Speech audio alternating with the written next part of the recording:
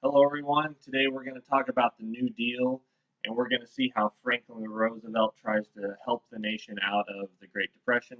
So, if you'd like to follow along, this is just the New Deal PowerPoint. So, Franklin Delano Roosevelt, most people just call him FDR. He becomes president in 1932, and he's going to attempt to fix the Great Depression. He's from New York. He's born in Hyde Park in the 1880s. He grew up in a world of wealth and privilege. His family was very wealthy.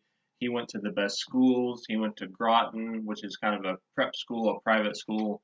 He went to Harvard and Columbia. He's not known as a very academic person, though. He was very personable, got along well with people, but he's not seen as like an intellectual giant or anything.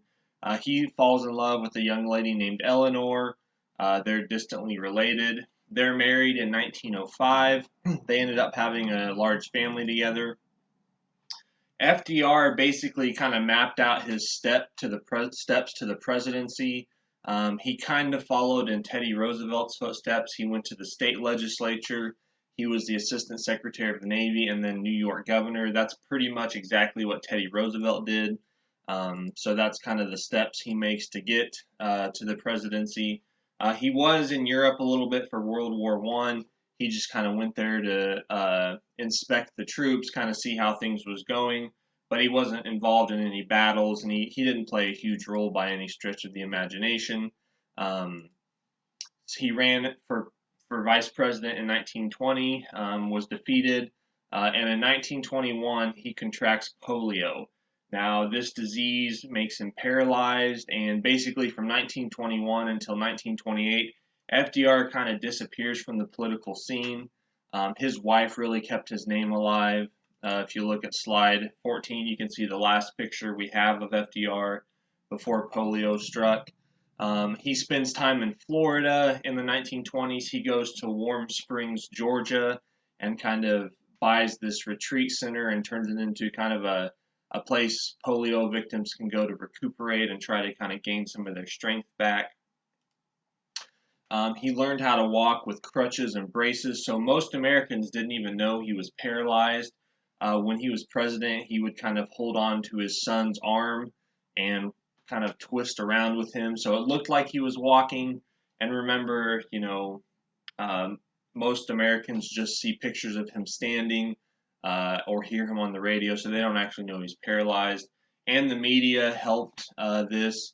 The media helped keep the public in the dark as far as what his disease was. So he makes a political comeback in 1928. He runs for governor in New York and wins. He's a very progressive governor in New York. A lot of the things that he does as president to fix the Great Depression, he tried to do as governor of New York. Um, so the Great Depression and the New Deal change America a lot. Prior to the Great Depression, government's job is to create conditions in which individuals can thrive. It's not to have its hand on everything. After the Great Depression, government pretty much gets involved to guarantee that the individual can thrive. So today we live with a lot of the uh, things that the New Deal kind of did. We kind of still live through. So the Great Depression, the New Deal probably changed America as much as the Revolution, the Civil War, World War One, Two, the Cold War, 9/11. It's a very big, momentous event in American history. So the government plays a large role in the individual's life. The government administers resources and industrialization. When FDR was elected, he said in his inaugural address, I pledge myself to a new deal for the American people. Let us all here assembled constitute ourselves prophets of a new order of competence and courage. This is more than a political campaign, it is a call to arms. Give me your help, not to win votes alone, but to win the crusade to restore America to its own people. And if you look at slide 23, you can see he cleans the electoral college map with Hoover. He wins more than 40 states, total landslide victory. So you can see how big of a deal the Great Depression was and how little faith most Americans had in Herbert Hoover.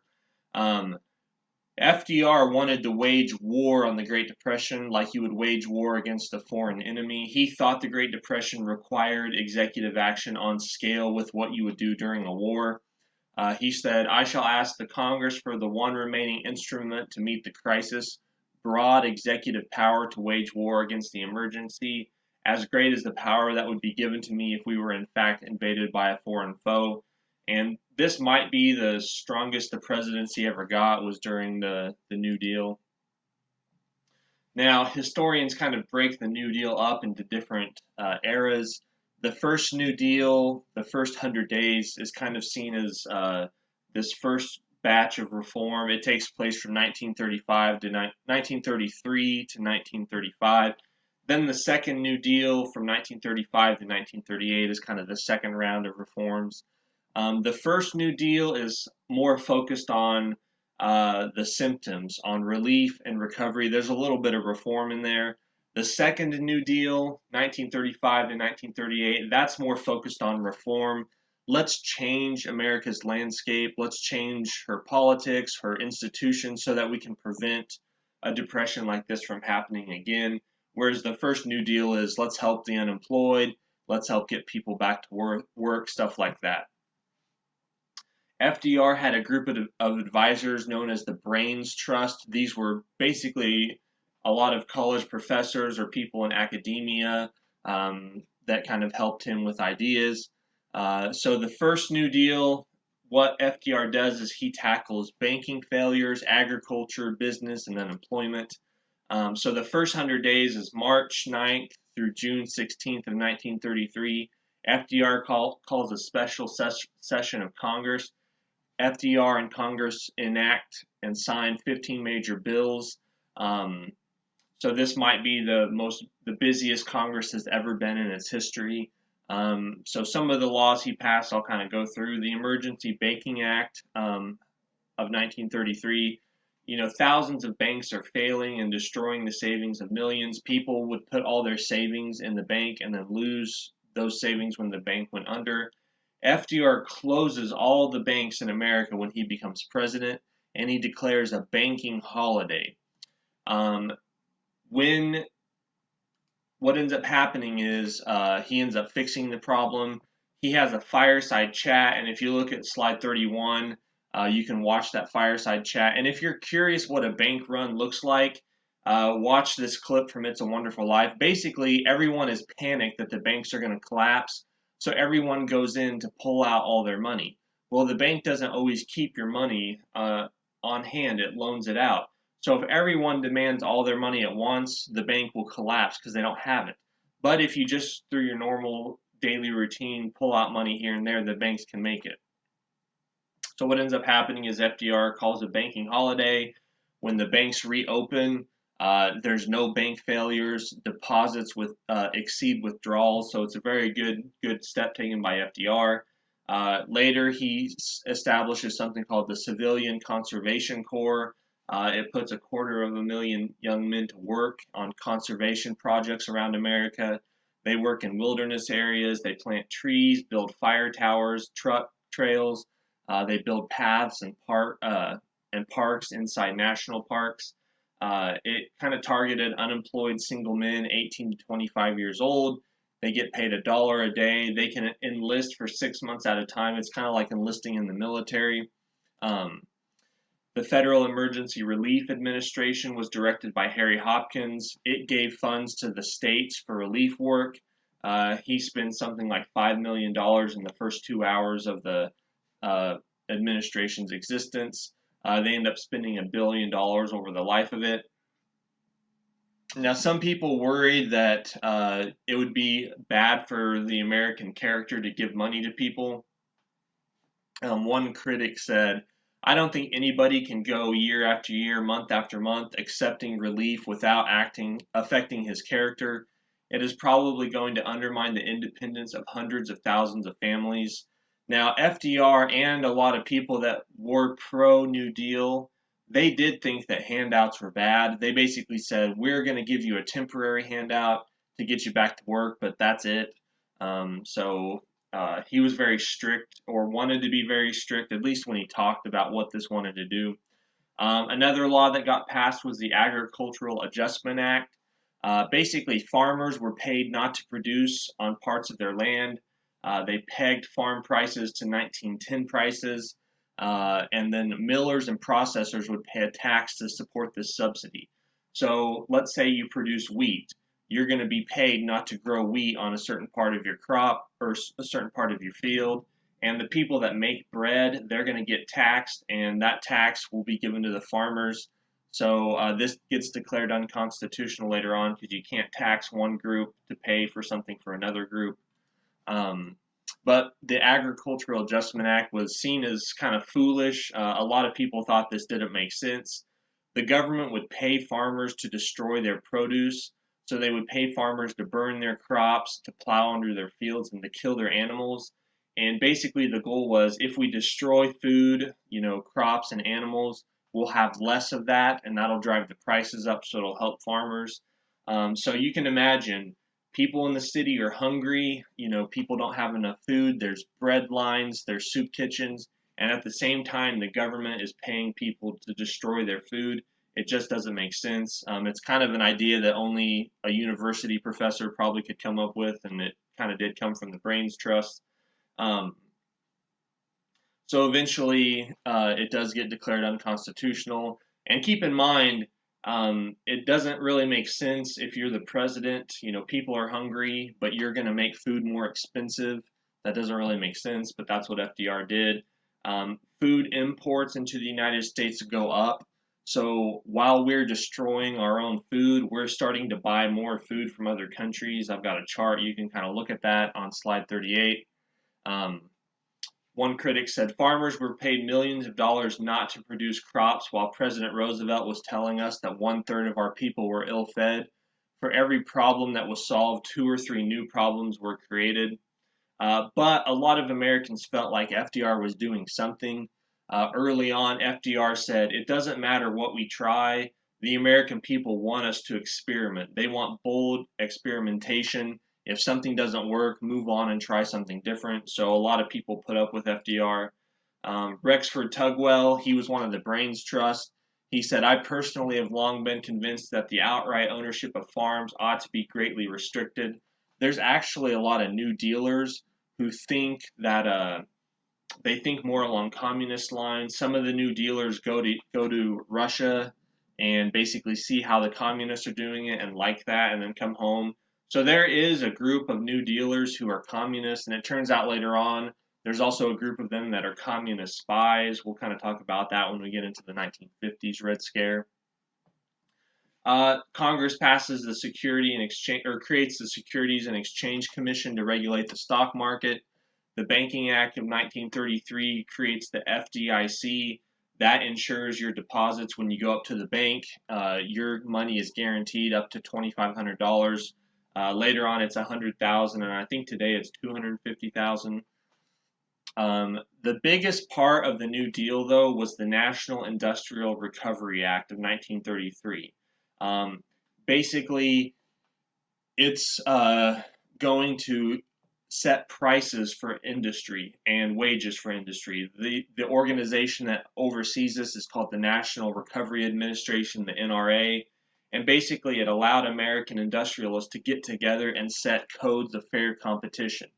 So bigger companies can afford lawyers to set these codes of fair competition, but the little companies can't afford this. The NRA actually supports monopolies and puts little guys out of business. And the example I always use in my classes is, let's pretend you're a small mom and pop hamburger joint, and you're competing with McDonald's and Wendy's and Burger King and all the big burger joints. All the corporations like McDonald's, they can send lawyers to Washington and they can say we should charge $1 for a hamburger. And they will write that into the law, and then you have to charge $1 for a hamburger. But let's say you're the mom and pop joint. You don't have a nationwide chain that buys beef in large quantities, so you don't get a discount. Maybe you provide better service. Maybe you have a nice little building where people can kind of come and visit. So you charge $1.20 for your hamburger, but people get more for it, right? They get it cooked differently. They get kind of a different atmosphere. It's illegal for you to sell that hamburger for $1.20 because you're violating the codes of fair competition. There's all kinds of examples of little businessmen and women getting put in jail because they break these codes. So it's kind of seen as it's almost fascist having the government tell you how much you can charge for your own produce, and that's kind of what ends up happening. It sets prices for products, wages for workers, hours for workers. Um, there's codes for the steel industry, the coal industry. There's codes for how to make shoulder pads for clothing, codes for dog food making. There's more than 500 codes. The National Industrial Recovery Act has a part of it called Section 7A. It guarantees workers the right to organize and bargain collectively. So this is the first time the federal government has authorized workers to form unions and go on strike. FDR thought the NRA was the best part of the New Deal. He said history will probably record the National Industrial Recovery Act as the most important and far-reaching legislation ever enacted by the American Congress. If you look at slide 45, you can see there's this blue eagle. You were supposed to put that up in the window of your business, and it said, "We do our part." So basically, you agree to follow these codes of fair competition, and you were supposed to put this up in your business as a symbol. Hugh Johnson is the head of the NRA. Somebody once asked him what he would do if people don't follow these codes, and he says he'd sock them in the nose. He said, "May God have mercy on the man or group of men who attempt to trifle with this bird." So it's kind of very heavy-handedness by the federal government. So I've got some examples on slide 47 of how the NRA made things more expensive. The tire industry is a good example. Major tire makers such as Goodyear, Goodrich, and Firestone get together and write the codes. They write codes that raise prices. The more expensive tires equals more expensive cars, equals more difficult to sell cars. There's the Ferris Tire and Rubber Company. You can kind of see on slide 48. They employ over 1,000 people in Ohio, but they're targeted by the NRA. The NRA goes after people who don't follow the codes. Henry Ford is an example of this. So Henry Ford would give cars to the Civilian Conservation Corps, sell cars to be used. Henry Ford hated the NRA. He refused to mess around with the Blue Eagle. He publicly opposed it. He didn't like the government telling him what to do. So FDR said, "We've got to crush Henry Ford. We've got to hurt his business if he's not going to cooperate with the government."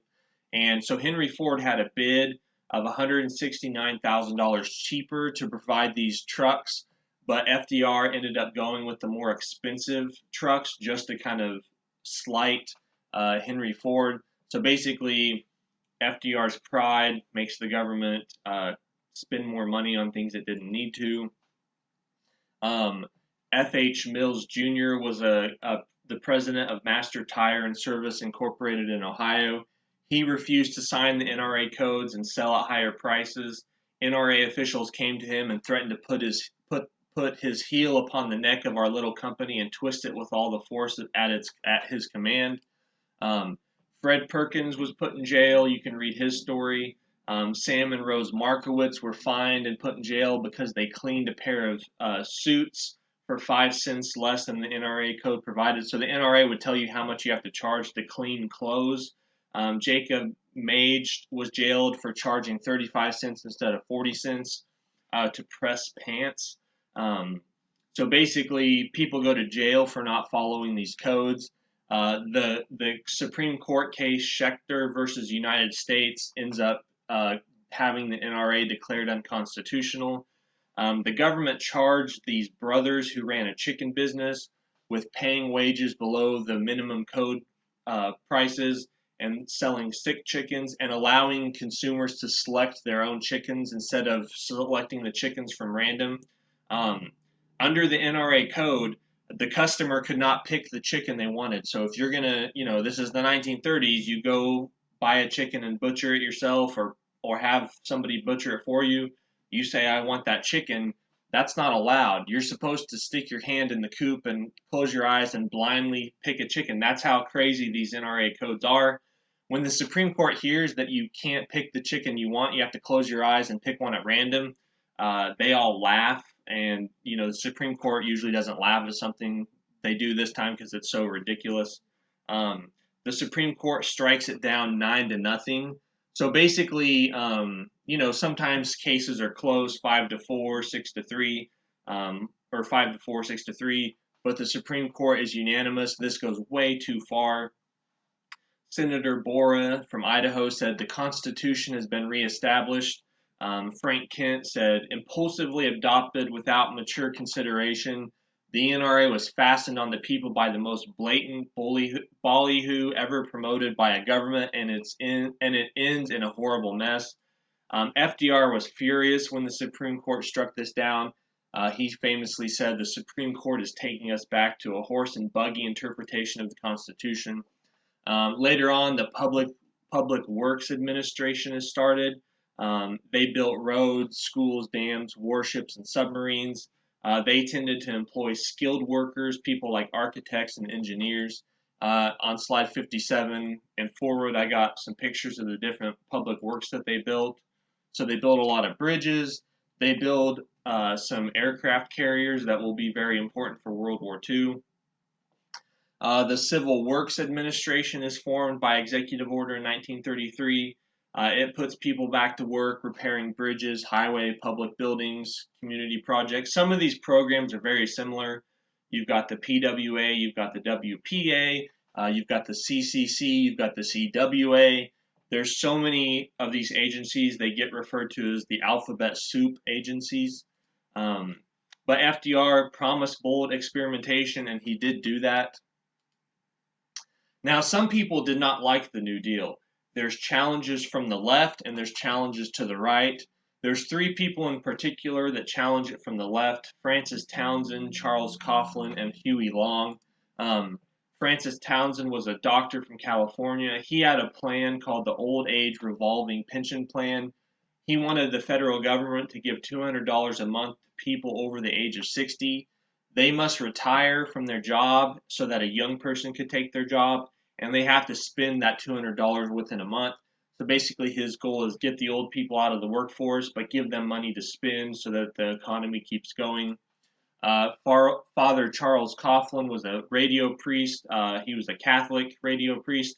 He supported the New Deal at first, but then turned on it for not doing enough.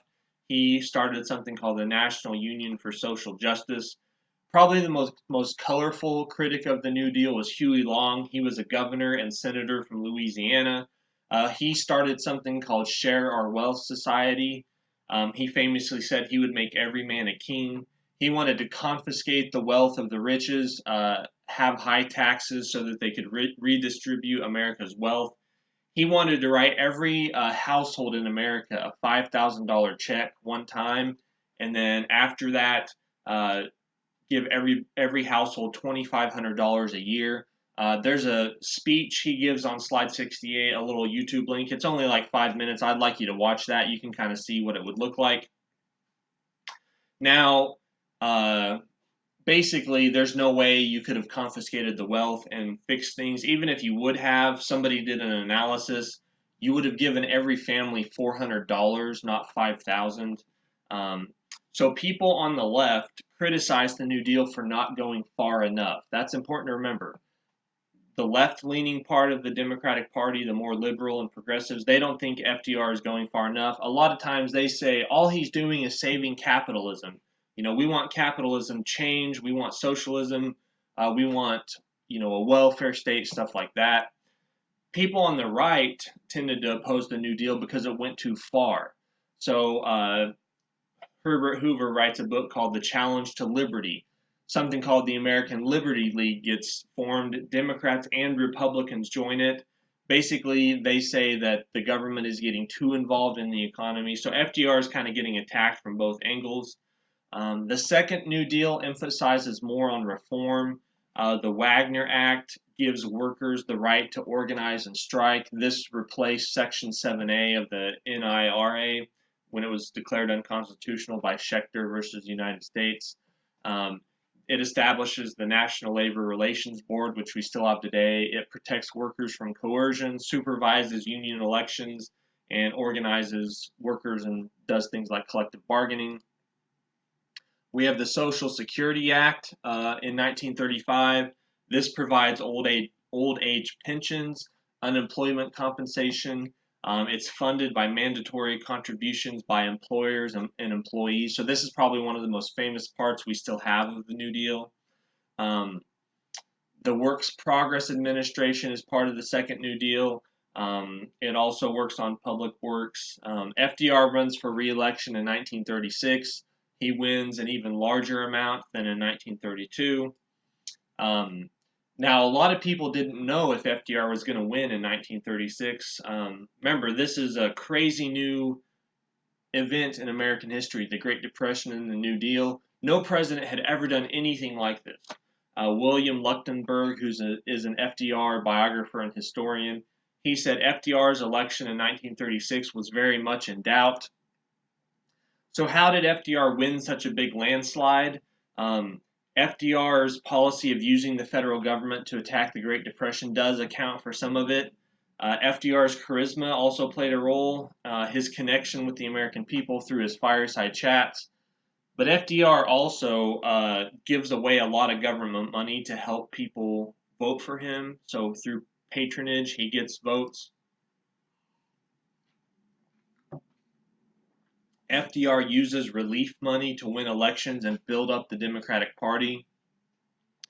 FDR and his advisors would look at a map and they would look at places that they were not doing so well, and they would direct more relief money to that area. So a lot of times they look at the South, and the South is really poor. The South is probably the poorest part of the country, but the South votes Democrat because of racial issues. So no matter what FDR does, he's not going to lose the South because the Republicans are for civil rights for blacks. So FDR actually took money away from the South and gave it to other places that were maybe leaning Republican or not leaning Democrat very much. Right before elections, FDR would put more people on federal relief, so basically they owed their job to FDR. So he did that. He said, I don't give a GD where he gets the money from, but not one person is to be laid off on the 1st of October, so right before the election. People on relief are supposed to give a portion of their check to the Democratic Party. Harry Hopkins made sure the WPA spent money on those who would vote for FDR. Some people are told to switch their party affiliation from Republican to Democrat to stay on the WP rolls. I've got a couple letters here that people would get where they would basically get a letter from one of these agencies saying, I notice you're on federal relief. I hope you vote Democrat. Or I notice you're a Republican and you're on federal relief. You need to change your party affiliation. Norman Thomas said, the strength of the Democratic support is not based on particular satisfaction with the New Deal or confidence in it, but simply on the fact that the federal government is administering a great quantity of relief money, and that in some cases that administration is politically shrewder than it is socially wise. Carter Glass, he's a Democratic senator. He says the election would have been much closer had my party not had $4,800,000,000 relief bill as campaign fodder. So even some Democrats admit that they're using money that's supposed to help the country to win elections. The corruption gets so bad that Congress passes the Political Activity Act in 1939, and it prohibits the influence of politics through relief. FDR also used the IRS. Elliot Roosevelt, one of FDR's sons, he said, my father may have been the originator of the concept of employing the IRS as a weapon of political retribution. So FDR uses the IRS to go after Huey Long because Huey Long is seen as a threat to him. Some people thought Huey Long would run for president in 1936, but he's assassinated before that can happen. FDR uses the IRS to go after William Randolph Hearst. FDR wiretapes people, political enemies and friends. So FDR did use government bureaucracy in a way that was not legal or should have been done. The Attorney General, Robert Jackson, he said, The president had a tendency to think in terms of right and wrong instead of terms of legal and illegal. He found difficulty in thinking that there could be legal limitations on his actions. FDR wins. In his second inaugural address, he says, "I see 1/3 of a nation ill-housed, ill-clad, and ill-nourished." His second term is kind of rough. He's more famous for his court packing plan and the Roosevelt recession. Basically, FDR is upset with the Supreme Court. They've been striking down a lot of his legislation. So basically, FDR comes up with a proposal. He says, for every justice over the age of 70, I want to appoint one more person to the Supreme Court to help them with their workload. Now, this is a way FDR can put on people that will support his version of the Constitution. Basically, the country revolts, Republicans and Democrats together unite and say, no way, that's not how this works. The judiciary is a co-equal part and different part of the government, branches of government. You can't do this. So FDR is seen as overstepping his authority. So FDR's court packing plan goes down to defeat. But one of the justices, Justice Owen Roberts, he actually starts supporting a lot of the New Deal legislation. So, FDR's political pressure on the court got one of the members to kind of start switching. And then FDR gets to appoint some justices later on. So the Supreme Court eventually starts protecting the New Deal. The Roosevelt recession happens in 1937, 1938. Unemployment is at 14%, and then FDR tries to tweak the economy. He tries to balance the budget. He tries to purge Democrats who voted against the New Deal. And what ends up happening is unemployment jumps up to 19%. And during the midterm elections in 1938, the Republicans actually pick up some seats. So FDR kind of gets blamed with making the economy worse at the end of the 1930s. So how did all this stuff work? Did it fix the Great Depression? People still argue about that to this day. Nobody definitively has said the New Deal fixed anything. Henry Morgenthau, the Secretary of the Treasury for FDR, he said, "We have tried spending money. We are spending more than we ever spent before, and it does not work. I saw after 8 years of this administration, we have just as much unemployment as when we started, and an enormous debt to boot." So the New Deal is a mixed bag as far as combating the Great Depression. Lots of New Deal programs don't work. Lots of them change American life in a negative way. But the bottom line is, even if a lot of the New Deal didn't work, people felt that they worked, and they put people back to work temporarily. So even if the government's giving money to put people onto jobs, a lot of people said FDR gave my dad a job, or FDR gave me a job. So FDR helped a lot of people, and he may have also hurt the economy. A lot of these programs didn't work. They might have fixed one problem but made 2 or 3 more problems, but a lot of people felt like they were working, so that's why he always got reelected. The New Deal changed America. It expanded the role of government. Citizens start to feel the federal government directly in their lives. The government plays a bigger role in the economy. After the New Deal and the Great Depression, most presidents, most political parties, Republican and Democrat, view the federal government as having the job of priming the pump during economic downturns. So let's say we have a recession. Both Republicans and Democrats tend to see the government's job as interjecting money into the economy to basically get things going again. FDR starts the New Deal coalition. So basically, Southern whites, Northern workers, farmers, blacks, those people vote for the New Deal. They vote Democrat, and that lasts for generations, at least until the 1970s and 80s. This is the first time blacks as a majority vote for FDR is in the 1930s. And FDR is not strong on civil rights. A lot of times, one of the big issues during the 1930s is anti-lynching laws. So in the South, mostly, this happens other places, but it's mostly in the South, If there's a crime or the thought that a crime's committed, a lot of times a white mob will lynch the black person they think is responsible. Uh, Congress repeatedly, the Republicans try to introduce anti-lynching laws that say you can't lynch someone, you can't have mob violence, mob justice just because you think somebody did something.